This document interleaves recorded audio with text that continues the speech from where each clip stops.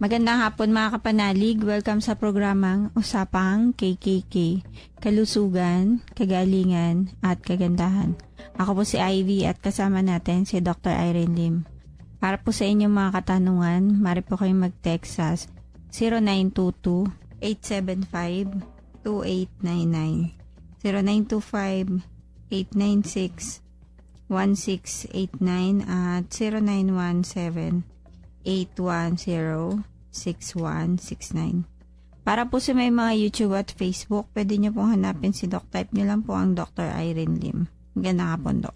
Magandang hapon pong muli sa inyong lahat at welcome po sa ating talakayan sa Usapang KKK. Ang inyong pong lingkod, si Dr. Irene Lim, ang magbibigay na naman po sa inyo ng panibagong kaalaman. And always remember that knowledge is power. Ligtas ang may kaalaman. And when you lose your health, you will lose everything. And ako po ay hihingi ng inyong like and share and paki-subscribe na rin po. I-type nyo lamang po ang Dr. Irene Lim both sa YouTube and sa Facebook.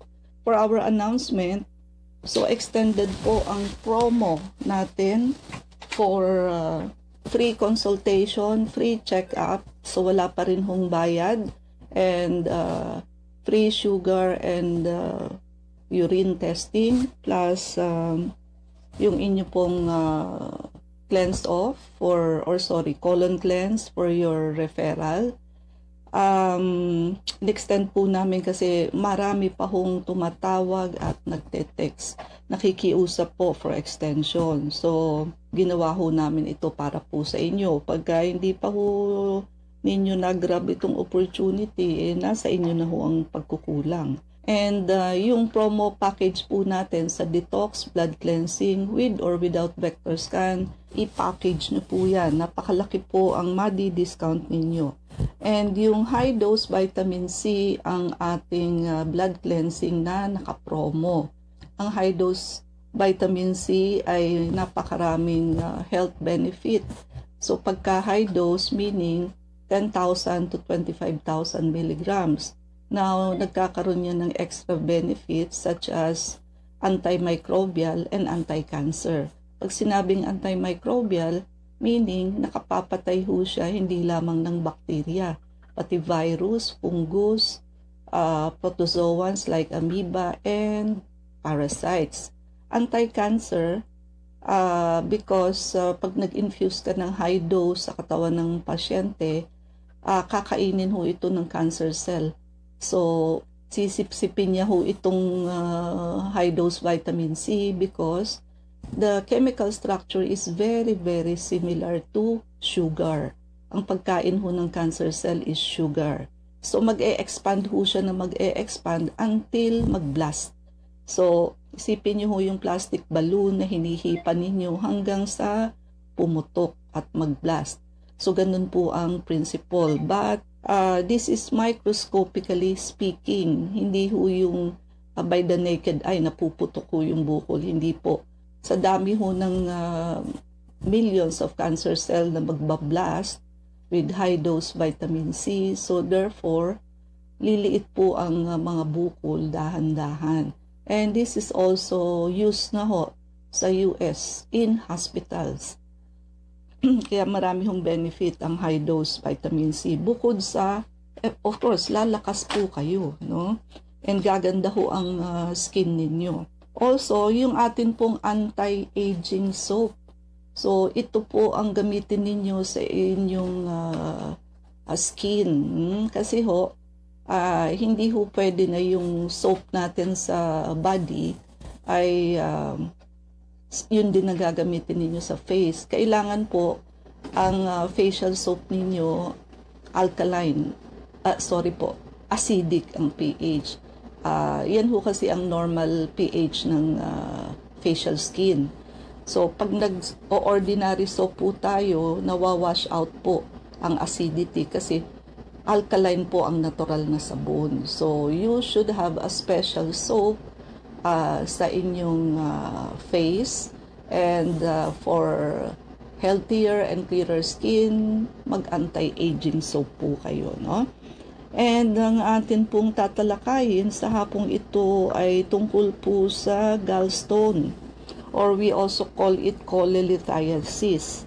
So, i-discuss po natin ito uli dahilan sa ang root cause po ng halos lahat ng sakit is what? Gallbladder and liver congestion.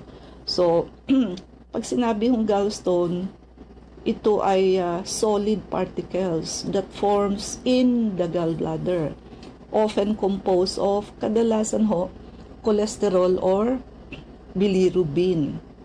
And but mas marami ang cholesterol ang root cause than bilirubin. Now, ano ang mga risk factor, no? Ang risk factor syempre, number 1 is obesity pa rin ang nangunguna. So, pagka medyo mataba malaki ang tendency na may gallstone. And yung yung abrupt ang weight loss, yung mga nagda-diet na dapat ideally 1 pound per week lang ang weight loss. So, pagka drastic po, nakaka-gallstone po yan, no? Yung mga ibang medical conditions such as yung may mga diabetes and liver disease, yung mga sedentary lifestyle, yung mga wala na hong exercise, and yung of course, yung may family history ng gallstone, medyo namamana din po yan. And yung mga women who are pregnant, at mas high risk po yan for gallstone. Also, yung mga nagte-take ng birth control pills. And yung mga ang edad 40 and above, mas prone yan sa gallstone. Now, let me emphasize to you that di ba ang gallstone nakikita sa ultrasound. But ang original niyan, yung mga stones na yan, nasa loob yan ng liver. Now, pag ang liver is already congested and puno na ng stones, pag nasa liver pa siya, ang tawag natin sa kanya intrahepatic stone. Hepa means liver. Pag punong-puno na yan, saka lamang yan malalaglag sa apdo, sa gallbladder, no? But ang nakikita lang sa ultrasound pag meron na sa gallbladder. But actually, kung ang size ay maliliit, hindi rin minsan nakikita. If the size is significant enough para ma-pick up ng sound waves ng ultrasound. Kaya pag sinabi fatty liver, hindi lang puro fat tissue ang nasa atay, kundi yan ay punong-puno na yan ng stones inside the liver. But ang nakikita lang kasi sa ultrasound, puro whitish thing. Hindi nape-penetrate ng ultrasound ang loob ng liver, kaya hindi nakikita na congested na ng intrahepatic stones ang atay. Kaya yung sinasabi natin na pag fatty liver, bibigyan lang ng mga supplements sa liver, kadalasan hindi siya effective to reverse the liver. Kaya yung kadalasang conventional setup natin, hindi na nare-reverse ang fatty liver. So, papunta yan sa susunod na stage ng liver disease, which is hepatitis or pamamaga ng liver. While sa natural medicine yung ating detoxification program, so nailalabas yung mga stones inside, sasama yun sa bowel movement ng pasyente. Makikita niyo yan naka-float sa bowel, parang mga green peas. So, mas magkakaroon ng space sa loob ng liver. So, pag uminom ng supplements for the liver, mas may space to put on and mas maa-absorb siya. Therefore, pagka nag-cell repair ang liver, mas healthy cells po ang mapoproduce. Kumbaga sa halaman, mas magaganda ang tubo ng bagong dahon. Kasi nalinis mo at binigyan mo ng sustansya before the cell repair. Let me remind you na ang liver ay isa sa organ na nakaka-cell repair. may capacity to do cell repair. Hindi ho lahat ng organs inside the body may capacity for cell regeneration, no? Kaya ho, pagka yung pasyente na naoperahan na ho, na cholecystectomy na, natanggalan na ng abdo. But pag dinetox mo yan, meron pa rin hong lalabas na mga parang green peas pa rin, nakalutang sa bowels. So the question is, saan nanggaling? Wala na ngang abdo. So that will prove that sa loob ng liver, kahit hindi nakikita sa ultrasound, puno pa rin ho yan ng stones, intrahepatic stones. And the same stones, pag nalaglag ho sa abdo, iba na ho ang tawag. Gallstone na po ang tawag dyan. Ang symptoms, of course, sudden and intense pain sa right upper quadrant ng abdomen.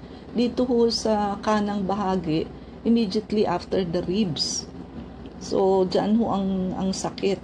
And kadalasan, nagraradiate yan sa likod or sa right shoulder. Ang tawag dito ay biliary colic. It can last for several hours. Matagal din po. And yung ibang pasyente, nagkakaroon ng nausea, vomiting, ayan, nasusuka ho, naduduwal, very bloated, and may intolerance to fatty foods.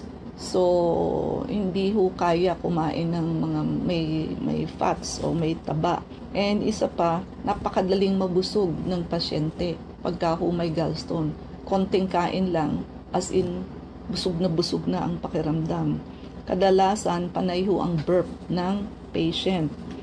Ang isa sa danger ng gallstone, lalo na pag sumasakit na, is cholecystitis. Yun hong pamamaga ng gallbladder. Dahilan sa pagkaho nabarahan, nagkaroon ng blockage sa common bile duct. So, ayun ho, no? Masakit po yan. Parang may nakabarang kutsilyo na sharp pain na nakatusok dyan sa right upper quadrant ng pasyente. At pagka severe ho yan, nakahiga ka, may position ho na para kang natutusok, ganun. Kaya hindi ka ho masyadong makakagalaw. Sharp ho ang pain yan. Ayun, isa ho yun sa iniiwasan kasi pag may cholecystitis,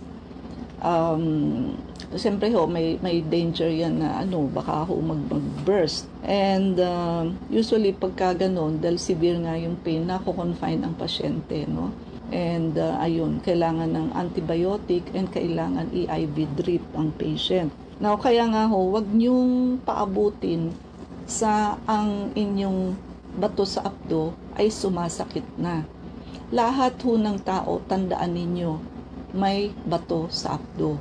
It is just that pagka sandy or gabuhangin po ang mga size, hindi ho yan na-appreciate sa ultrasound. What do we mean by that? Ang makakaliso niyan is detoxification program. Yung atin pong detox.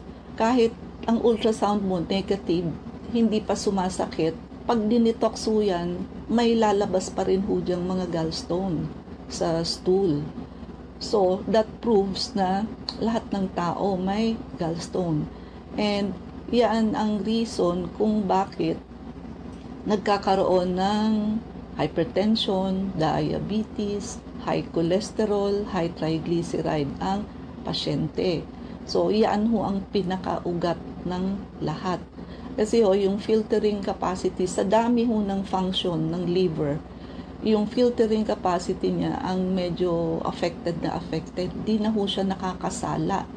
So, yung mga cholesterol, sugar, lusot na lang ho yan ng lusot into our arteries. Kaya ho, yan ayan, nag-a-adhere ho sa lining ng ating mga arteries, causing atherosclerosis. O, of course, yung sugar causing diabetes. At tapos yung atherosclerosis na yan, therefore, in the future, will cause hypertension. Kasi kakapal na yung gilid ng walls ng arteries, sisikip na yung diameter inside, magkakos ng high blood pressure. Okay. Ideally, ang tao dapat every 3 months nagdi-detox. So, gawin nyo na ho yung parang maintenance ninyo ng sasakyan. Kay sariling sasakyan, kay taxi, kay jeep yan, no? So, yan ho, dapat maintenance ninyo sa katawan. So, yung pag-detox.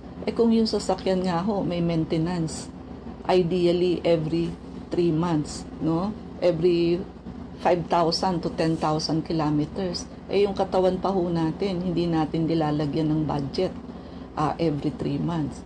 So, yan ho ang isa sa problema sa mga Pinoy. Wala hong budget for health.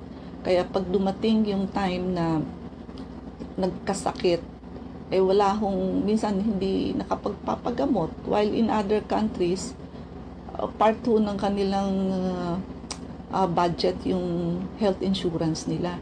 Kaya may sasandalan ho sila sa ospital pag nagkasakit. Ang Pinoy ho, kawawa, wala hong ka-budget for sickness.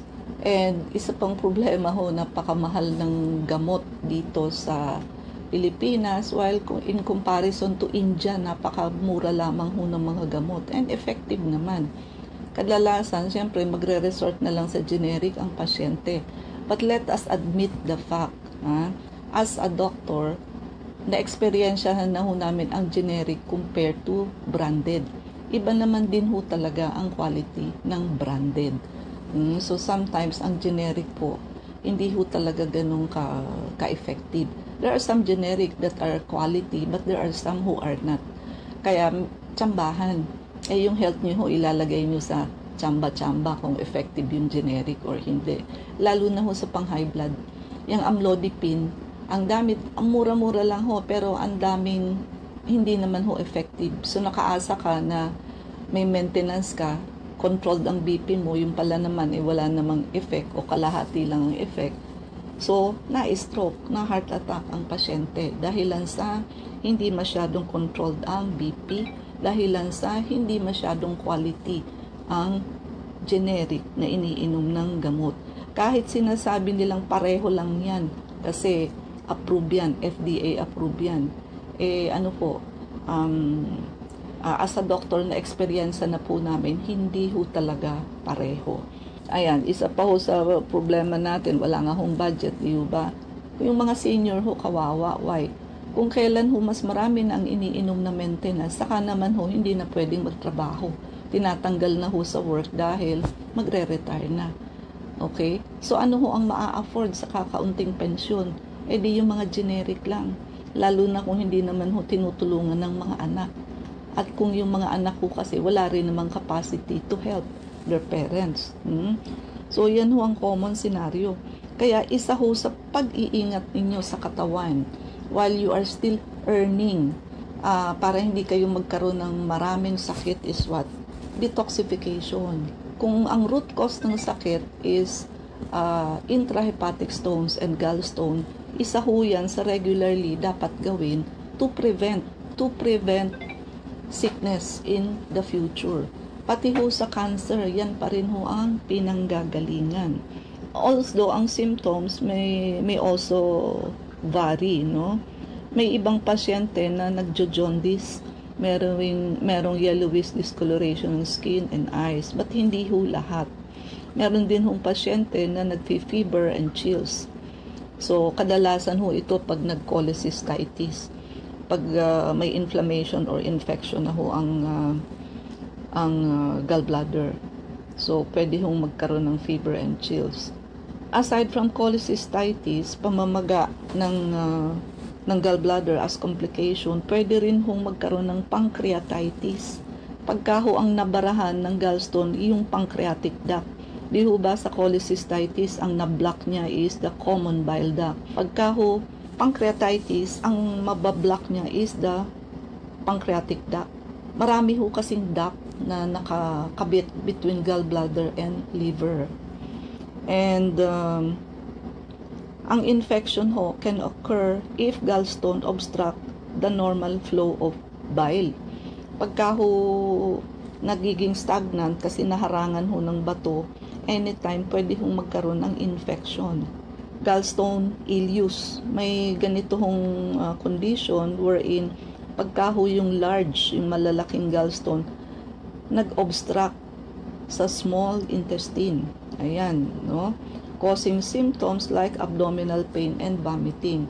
Kumbaga ho,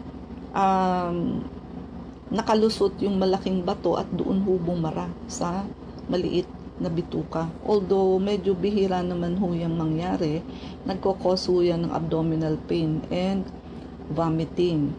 So, for prevention, siyempre ho, hydration, drinking adequate amount of water, and makukuha nyo rin ho yan sa blood cleansing. Mas maganda ho ang injectable like high dose vitamin C for hydration kasi ho diretso na sa cells ninyo. So, Ivy?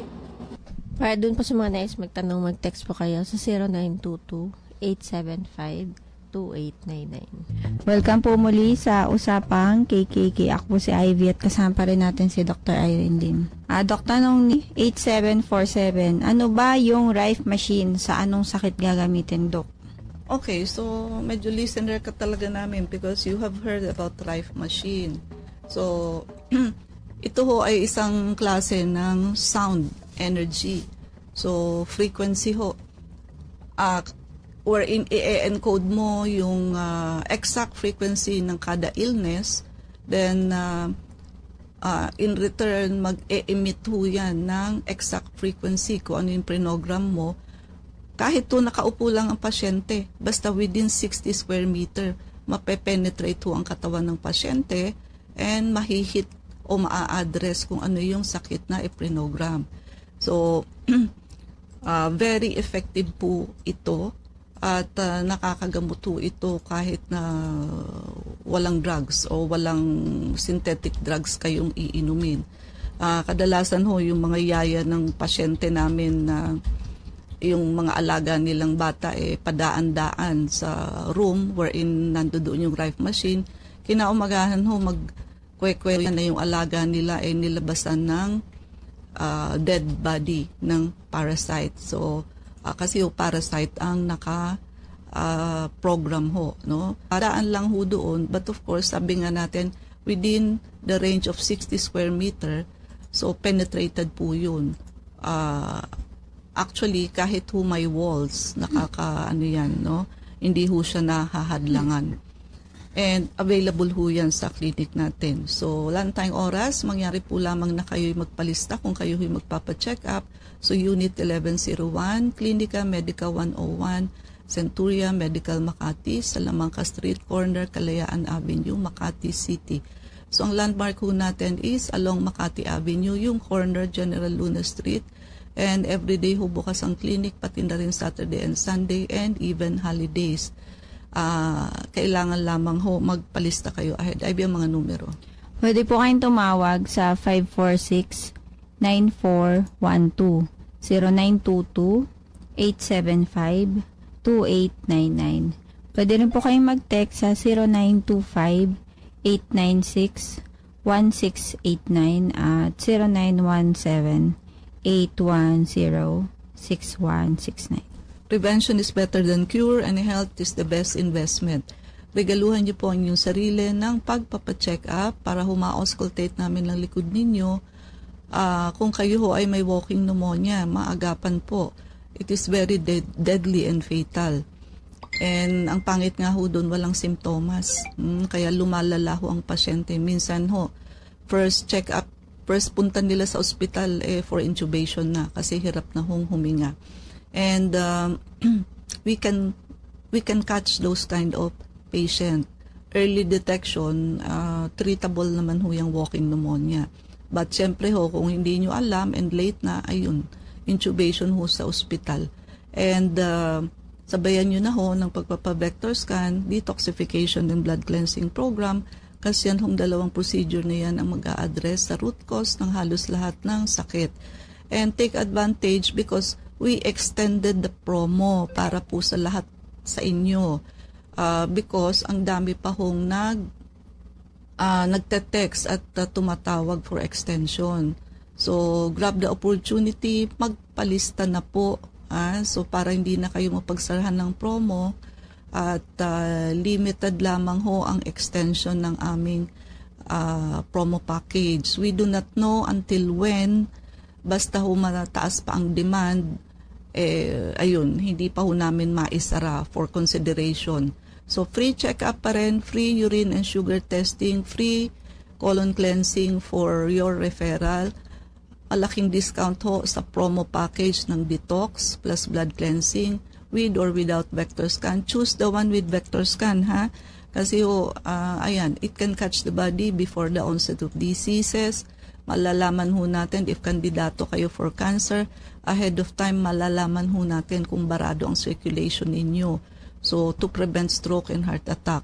And high-dose vitamin C ho, ang blood cleansing natin na naka-promo. Pwede nyo na ho itong i-prepaid, bayaran na ho para hindi kayo mapagsarahan, and this is transferable.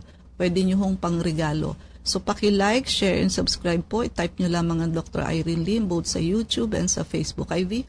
Please like us on Facebook. Account po natin Klinika Medica 101. Maraming salamat mga kapanalig sa pakikinig sa amin sa hapong ito. Abangan niyo po muli kami bukas, alas 4 hanggang alas 4:30 ng hapon sa programang Usapang KKK. Kasama natin si Dr. Irene Lim, ako po si Ivy at sumayin niyo ang katotohanan. Salamat po.